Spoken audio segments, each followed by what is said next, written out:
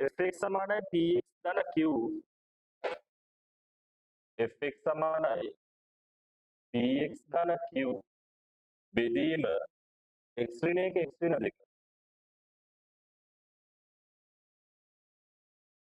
යයි ගනිමු. මෙහි p හා q තාත්වික සංඛ්‍යාවේ y සමානයි fx ප්‍රස්ථාරයට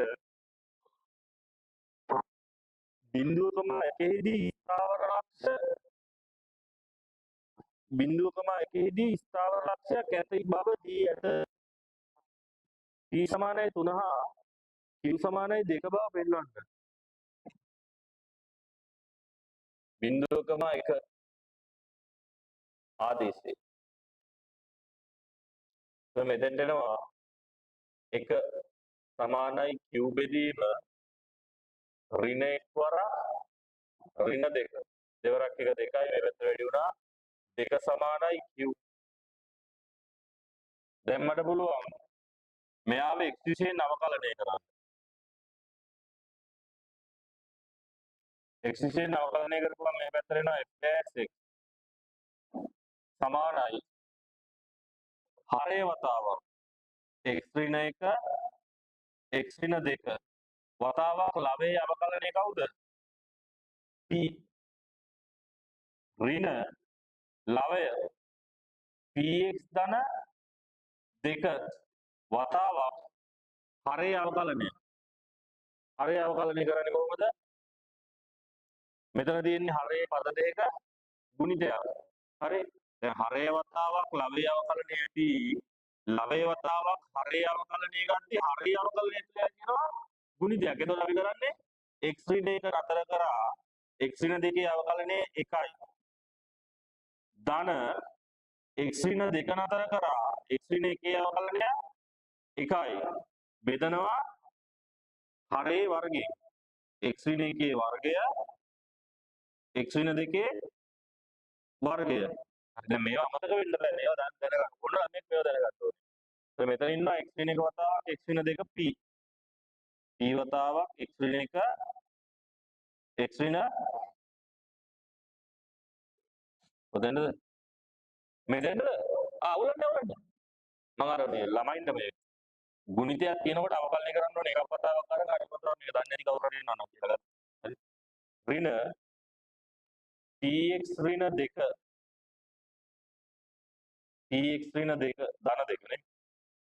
px ධන 2 වතාවක් 2x ඍණ 3 බෙදීම x ඍණ 1 වර්ගය x ඍණ 2 වර්ගය. මෙතනදීම සුළු කරලා ලේසි නේද? ස්ථාවර ලක්ෂ වලදී කියලා මෙතනදීම ගත්තා නම් ලේසි නේද? ස්ථාවර ලක්ෂ වලදී මොකද වෙන්නේ? කියන්න.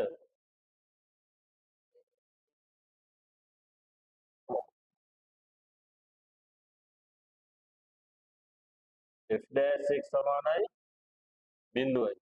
එහෙනම් මම මේක බිඳුවට සමාන කරනවා. ඒකට බිඳුව සමානයි p වතාවක් x ඍණ 1 x ඍණ 2 ඍණ px ධන 2 වතාවක් 2x ඍණ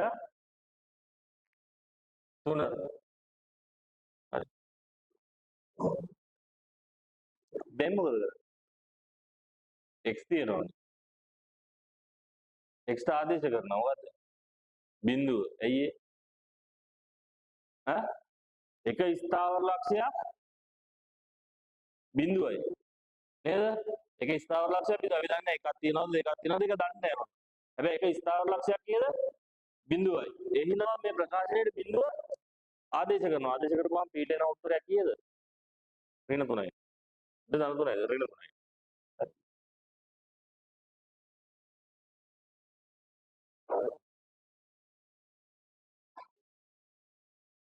ස්ථාවර ලක්ෂය නෙමෙයි ස්ථාවර ලක්ෂයක්.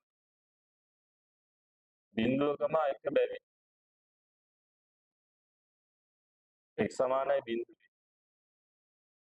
බිඳුව සමානයි p වතාවක් ඍණ 1 ඍණ 2 ඍණ දෙවරක් ඍණ 3. ඍණයි ධන එහා පැත්තට ගියා ඍණ වුණා. ඍණ 3 සමානයි p. එච්චරයි දෙන්නේ.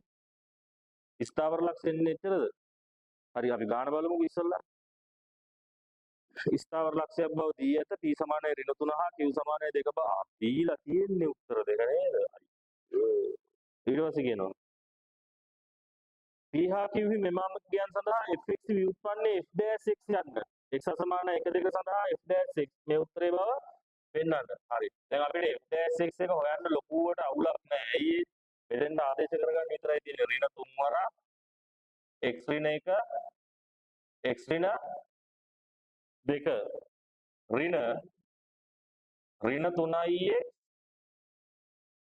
ධන 2 2i x ඍණ 3 බෙදීම x ඍණ 1 වර්ගය x ඍණ 2 වර්ගය.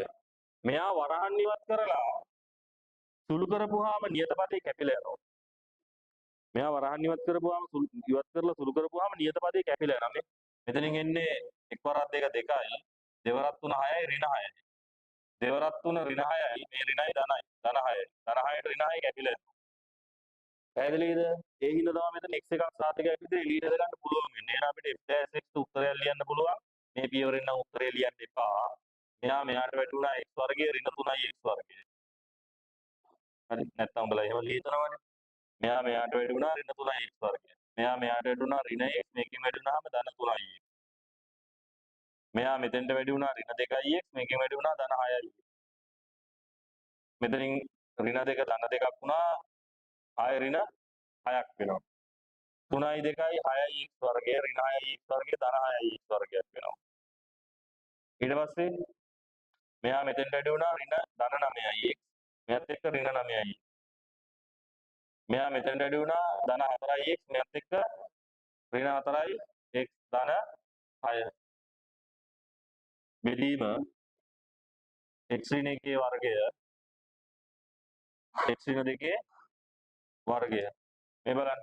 මෙයා කැපෙනවා. 3යි 6යි 9යි x එකට කැපෙනවා.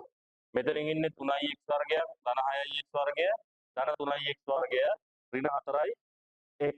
එතනින් අපි ගන්නවා x එකක් එළියට. එතකොට 3යි x ඍණ 4 බෙදීම x ඍණ 1 වතාවක් වර්ගය වතාවක් x ඍණ 2 වර්ගය. මගින් දෙනු ලබන බව පෙන්වුවා. fx අඩු වන ප්‍රාන්තරය හා fx වැඩි වන ප්‍රාන්තරය සොයන්න. ස්පර්ශ වන්මුඛ හා හැරුම් ලක්ෂ දක්වමින් y සමාන fx ප්‍රස්ථාරයේ දල සටහනක් අඳින්න. ඊට පස්සේ තව කෑල්ලක් කියලා තියෙනවා. අපි ඒක ඊට පස්සේ බලමු. එතකන් අපි ප්‍රස්ථාරය අඳගමුද? හරි. දැන් මෙතනදී එක ස්ථාවර ලක්ෂයක් තමයි බිඳුව. ඒ වුණාට ස්ථාවර ලක්ෂ එච්චර තියෙන්නේ නෑ, තව තියෙනවා. හරි. ස්ථාවර ලක්ෂ වලදී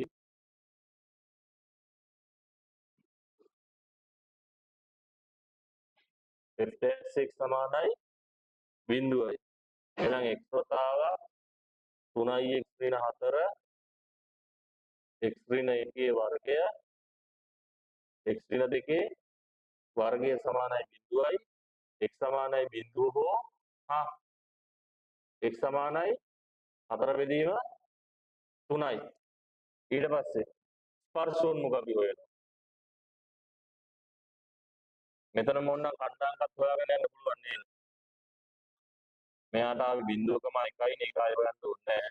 මෙතනට x සමානයි 4 බෙදීම 3 අන්න හරියට ගෙනල්ලා ආදේශ කරපුවාම fx සමානයි ඍණ 3 වරක් 4 බෙදීම 3 ධන 2 බෙදීම 4 බෙදීම 3 ඍණ 1 වතාවක් 4 බෙදීම 3 ඍණ 2 කණ්ඩාංග හොයාගන්න බෑ අපිට. මේ තුනට මේ තුන කැපෙනවා. ඍණ 4යි ධන 2යි කියන්නේ උත්තරේ ඍණ 2යි. යට 3 වරක් එක 3යි 1 බෙදීම 3යි. වතාවක් 3 වරක් 2 6යි ඍණ 2 බෙදීම 3යි. 3 වරක් 3 9යි. මේ ඍණයි ධන 2ට 2 කැපෙනවා. එහෙම නේද? 9 දෙන්නේ 9ක් නේ දෙන්නේ. ආයෙත් අනිත් ඛණ්ඩාංක කීයද? 4 බෙදීම 3,9 ස්පර්ශ උන්මුඛ.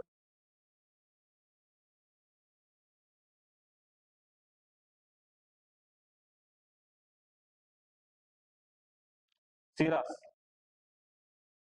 කොහොමද හොයන්නේ? හරය සමාන කරලා බිඳුව දැන් ගාන හදන්න බෑ. ප්‍රස්ථාරය අඳින්න බෑ. අවකලනය කරන්න දන්නේ නැහැ. ඔය ලකුණු ගන්න පුළුවන්. අක්ෂ කැපෙන ස්ථාන සීව x බිඳුව දැම්මා y ට අගය ගත්තා. y ට බිඳුව දැම්මා x අගය ගත්තා. ලකුණු 10යි. නේද? ස්පර්ශ උන්මුඛ. හරය ලිව්ව බිඳුවට දැම්මා ලකුණු 5යි. ලිමිට් ගත්තා සීමාව දැන් මේ ධනානන්තයේ ඍණානන්තයේ දැම්මා උත්තරේ දැම්මා තව ලකුණු 5යි. ලකුණු ටික ගන්න පුළුවන්. ප්‍රස්ථාරය අඳින්න බෑ. තව ගන්න විදියක් තියෙනවා. ප්‍රස්ථාරය දන්නේ නැහැ. අණ්ඩාංග පද්ධතිය ගහලා තියෙනවා. ලකුණු 5ට දෙන්නේ නැහැ. හරි. නැත්තම් නේද? මුළු පේපරේ දකින දැන්න ගන්න අණ්ඩාංග පද්ධතිය. ටෙස්ට් එකක් ගත්තා ඒක. හරි. හරය බිඳුවට සමාන කරනවා. කවුද? x ඍණ 1 x ඍණ 2 සමානයි බිඳුවයි x සමානයි 1 හෝ x සමානයි 2යි. සිරස් ලිමිට් x යනකොට ධන හෝ ඍණ අනන්තයට fx යනවා ලිමිට් x යනකොට ධන හෝ ඍණ අනන්තයට මාත්‍රය කවුද? x වර්ගයක් නේද? x වර්ගයක් එළියට ගත්තාම p යට x ධන q යට x වර්ගය යට ඉන්නවා x වර්ගයක් එළියට ගත්තොත් එහෙම එක ඍණ 1යට x වතාවක් එක ඍණ 2යට x මේ x වර්ගයට මේ x වර්ගය කැපෙනවා. ධනානන්තය දැම්මත් 1යට අරන් බිඳුවයි මෙතන ඉන්නේ x වරක් එක 1යි. උත්තරේ යන්නේ කීය කරාද? බිඳුව කරා. යන්නේ බිඳුව කරා. ඊට පස්සේ දැන් අපිට අඩු වෙන ප්‍රාන්තරය වැඩි වෙන ප්‍රාන්තරය නම් හොයාගන්න පුළුවන්. ස්ථාවර ලක්ෂ දෙකක් තියෙනවා. එකක් තමයි බිඳුව. අනිත් එක්කිනා තමයි 4 බෙදීම 3. ස්පර්ශෝන්මුඛ දෙකක් තියෙනවා. එක අනික 2. හරි. x සමානයි බිඳුව x සමානයි 1 x සමානයි 4 බෙදීම 3 x සමානයි 2. දැන් මේක වකුවක් වගේ ගහන්නත් පුළුවන් මේ වගේ කඩිරි වලින් ගහන්නත් පුළුවන් කැමති විදිහට. ඒක ඔයගොල්ලෝ ආසයි. හරි. මේ කියන්නේ කවුද? ඍණානන්තයට වඩා විශාලයි x කුඩායි බිඳුව. බිඳුවට වඩා විශාලයි x කුඩායි 1. 1ට වඩා විශාලයි x කුඩායි 4 බෙදීම 3. 4 බෙදීම 3 කියන්නේ 1.0 කීයද? 3යි 3යි වගේ ගන්න නේද? 4 බෙදීම 3ට වඩා විශාලයි x කුඩායි 2. 2ට වඩා විශාලයි x කුඩායි අනන්තය. බිඳුවට වඩා අඩුයි ඍණ 1. මම මෙතන මේකට ආදේශ කරනවා ඍණ 1.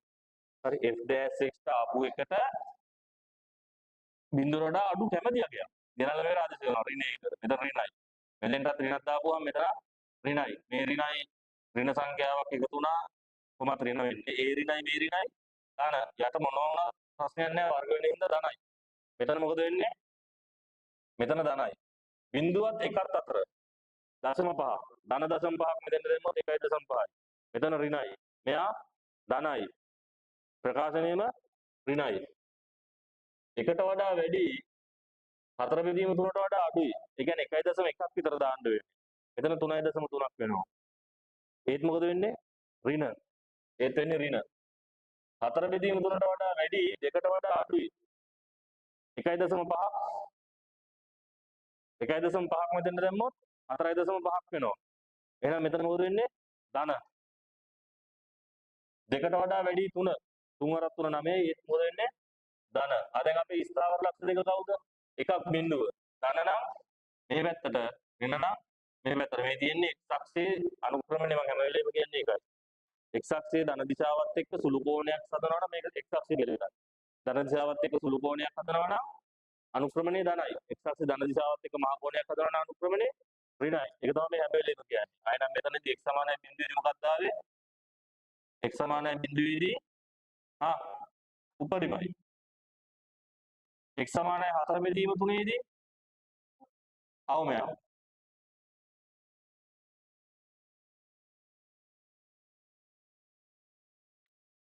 හරි. දැන් වැඩි වෙන ප්‍රාන්තරය.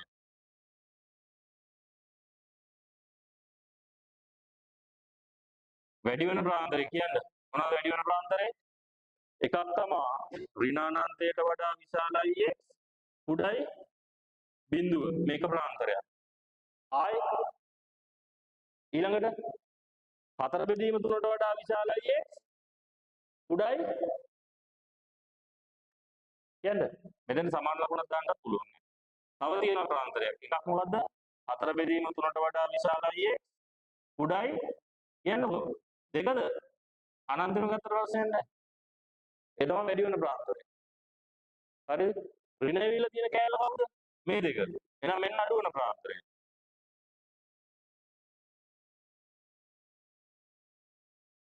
කියන්නේ බිඳුවට වඩා විශාලයි x උඩයි කියන්නේ 4 බෙදීම 3 නේද? මොන අඩු වෙන ප්‍රාන්තරය.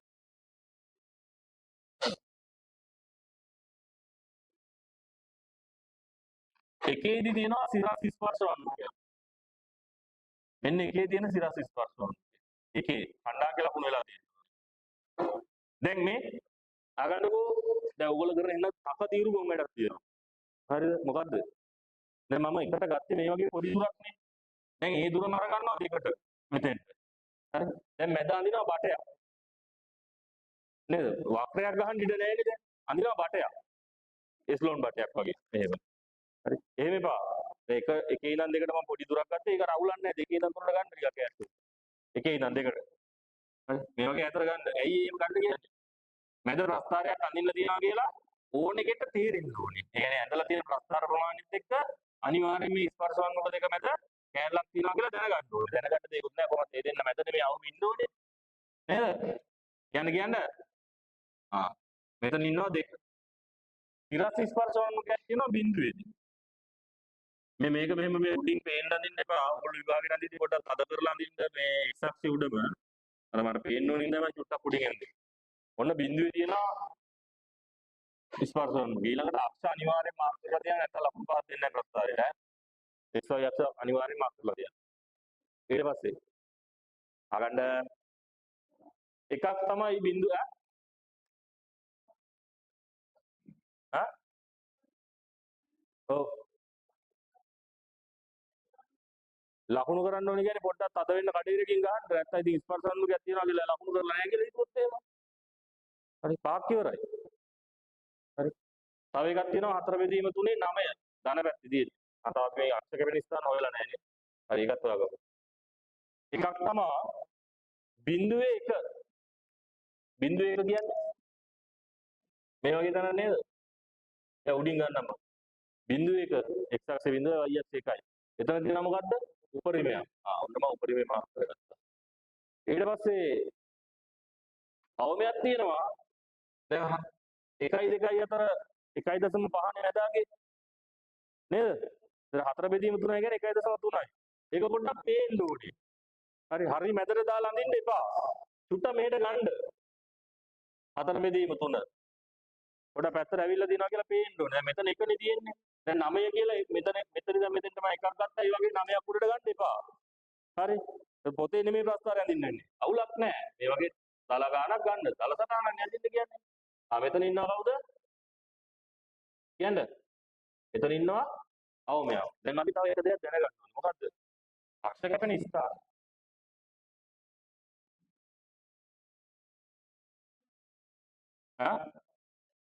නෙමෙයි. x සමානයි බිඳුවේදී y සමානයි 1යි නෙන්නේ කොහොමද? x ද බිඳුව දාපුවා y ට 1යි එන්නේ. y සමානයි බිඳුවේදී x සමානයි කීයද? ඔව් ඍණ 3යි x ධන 2 නේද ආවේ? ඍණ 3යි x ධන 2. දෙක බෙදීම 3යි. දෙක බෙදීම 3යි කියන්නේ කීයද? බිඳුව සම ගණන් නේද? හරි.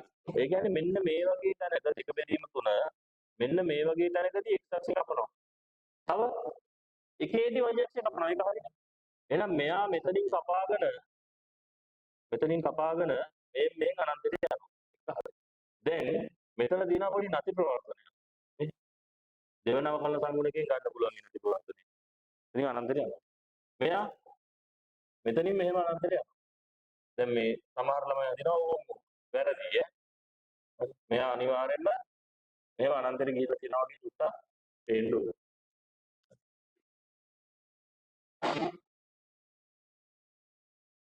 අස්සාරේ හරියට වෙනදා වෙන්නේ. තව කැලලක් තියෙනවා. මෙතනදී හැඩේ ධනයිනේ මේ අතට. ස්පර්ශකයක් අඳින්න ඕනේ මේ අතට. ඒ අතර ස්පර්ශකයක් එන්න නම් මෙයා ඉන්න ඕනේ කොයි කැලේද? මෙන්න මේ වක්‍රය මේ කැලේ ඉන්න ඕනේ. අනිත් කැලේ ඇඳු ත්‍රිනමය. හරි. ප්‍රස්ථාරය ඉවරයි. දැන් මේකට ලකුණු 90ක් විතර කොහොමද දීලා තියෙනවා. ඒ 90න් 80ක් විතර දැන් අපි අරන් තියෙන්නේ. තව ලකුණු 10ක් විතර ගන්න තියෙනවා. මොකක්ද ඒ කියන්නේ? හරි. එනයින් x වර්ගයේ වතාවක් x ඍණ එක. නිකන් ගාන ලියලා බලන්නකෝ. x වර්ගයේ වතාවක් x ඍණ එක. ඊට පස්සේ x ඍණ 2 සමානයි 2 ඍණ 3යි x. සමීකරණයේ තාත්වික විසඳුම් ගණන හොයන්න. මම මෙයාගෙන් මේක බෙදනවා. බෙදපුවාම x වර්ගය සමානයි 2 ඍණ 3යි x. බෙදීම x ඍණ 1 x ඍණ 2 මේ කවුද? x වර්ගය සමානයි fx. එහෙම නේද? x වර්ගය සමානයි fx. ඔය જાතිය ගානක් හැම අවුරුද්දෙම වගේ අහනවා. අහලා නැත්තේ නෑ අහනවා. එතකොට මේ වගේ එකක් මොකක් හරි පොඩි කෑල්ලක් අහනවා. ඒ අහන මොන ගාන වුණත් කරන්න තියෙන පළවෙනිම දේ තමයි මෙන්න මෙයාව අතනදී හැදෙන්නේ කොහොමද කියලා බලන්න. මං කරේ ඒක. මං හැදුවේ මෙයාව හදන්න. එයාව හදන්න ලොකු දෙයක් නෑ. අතන බෙදලා දාපු ගමන් ඒක හැදෙනවා. හරි. හැම අවුරුද්දෙම වගේ එහෙම තමයි ඇවිල්ලා තියෙන්නේ. දැන් අපි ඇඳ ගන්න ඕනේ කාගේ ප්‍රස්ථාරයක්ද? ඈ? y සමානයි x වර්ගයක් ඇඳ ගන්න ඕනේ. y සමානයි x වර්ගය එකේදී බිඳුවේදී බිඳුවයි, එකේදී 1යි, දෙකේදී 4යි, තුනේදී 9යි.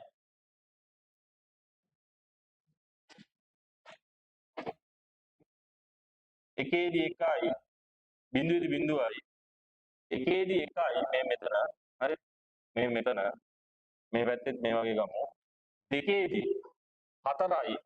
දැන් 9 මෙහෙනේ තියෙන්නේ. 4 මෙහෙ එන්න ඕනේ. එහෙම නේද? අගන්න එහෙම කියලා දැන් අපි මේ වක්‍රය අරගෙන හරි එහෙමනේ. කොහොම අඳිනවා? හරියයිද? හරියන්නේ නැහැ. ඇයි? මු කපන්නේ නැහැ. මෙයා ඉන්නේ 9. මෙයා යන්න ඕනේ දෙකේදී 4යි. 4 මෙහෙ ගන්න වෙන්නේ. ඒතර මෙයා මෙහෙම යන්න ඕනේ. විසඳුම් ගණන කීයක් එයිද? විසඳුම් කීයක් එයිද? විසඳුම් 2යි. විසඳුම් නෑ විසඳුම් නෙමෙයි විසඳුම්.